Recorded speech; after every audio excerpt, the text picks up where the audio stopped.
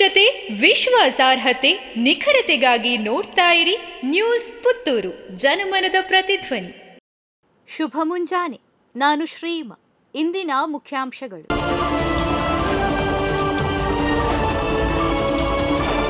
ಚಿನ್ನಸ್ವಾಮಿ ಕಾಲ್ತುಳಿತ, ಜನರ ಜೀವದ ಬೆಲೆ ತಿಳಿಯದ ಸರ್ಕಾರ ತಕ್ಷಣ ರಾಜೀನಾಮೆ ನೀಡಬೇಕು ಎಂದು ಕಿಶೋರ್ ಕುಮಾರ್ ಪುತ್ತೂರು ಹೇಳಿಕೆ. ಚಿನ್ನಸ್ವಾಮಿ ಸ್ಟೇಡಿಯಂನಲ್ಲಿ ನಡೆದ ದುರಂತ ರಾಜ್ಯದ ಆಡಳಿತ ವ್ಯವಸ್ಥೆಯ ಸಂಪೂರ್ಣ ದಿವಾಳಿತನವನ್ನ ಬಹಿರಂಗಪಡಿಸಿದೆ. ಇದನ್ನ ಒಂದು ಎಚ್ಚರಿಕೆಯ ಗಂಟೆ ಎಂದು ನಾನು ಪರಿಗಣಿಸುತ್ತೇನೆ. ಇಂತಹ ಕಾಲ್ತುಳಿತದ ಜವಾಬ್ದಾರಿ ಪೂರ್ವ ಯೋಜನೆಯಿಲ್ಲದ ಅತಿಯಾದ ತುರಾತುರಿಯಲ್ಲಿ ಕೈಗೊಂಡ ಆಡಳಿತಾತ್ಮಕ ತೀರ್ಮಾನಗಳ ಕಾರಣವಾಗಿ ಉಂಟಾಗಿದೆ. ಈ ಹಿನ್ನೆಲೆಯಲ್ಲಿ ಸಿಎಂ ಸಿದ್ದರಾಮಯ್ಯ ಮತ್ತು ಡಿಸಿಎಂ ಡಿಕೆ ಶಿವಕುಮಾರ್ ತಕ್ಷಣ ರಾಜೀನಾಮೆ ನೀಡಬೇಕು ಎಂದು ವಿಧಾನ ಪರಿಷತ್ ಸದಸ್ಯ ಕಿಶೋರ್ ಕುಮಾರ್ ಪುತ್ತೂರು ಆಗ್ರಹಿಸಿದ್ದಾರೆ. ಕಾಲ್ತುಳಿತದಲ್ಲಿ ಕರಾವಳಿ ಮೂಲದ ಯುವತಿ ಮೃತ್ಯು, ಯುವ ಯಕ್ಷಗಾನ ಕಲಾವಿದೆ, ಬಾಸ್ಕೆಟ್ಬಾಲ್ ಕ್ರೀಡಾಪಟು. ಚಿನ್ನಸ್ವಾಮಿ ಕ್ರೀಡಾಂಗಣದಲ್ಲಿ ಆರ್ಸಿಬಿ ವಿಜಯೋತ್ಸವದ ಸಮಯದಲ್ಲಿ ಸಂಭವಿಸಿದ ಕಾಲ್ತುಳಿತದಲ್ಲಿ ಉಡುಪಿಯ ಹೆಬ್ರಿ ಮೂಲದ ಯುವತಿಯೊಬ್ಬರು ಸಾವಿಗೀಡಾಗಿದ್ದಾರೆ.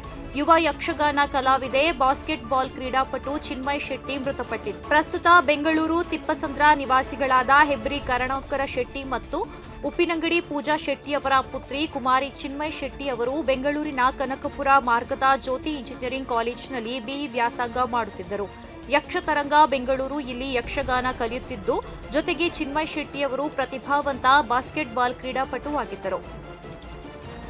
ಬಪ್ಪಳಿಗೆಯ ಅಂಬಿಕಾ ಪದವಿ ಪೂರ್ವ ವಿದ್ಯಾಲಯದಲ್ಲಿ ಯೋಗ ಶಿಕ್ಷಣದ ಉದ್ಘಾಟನೆ.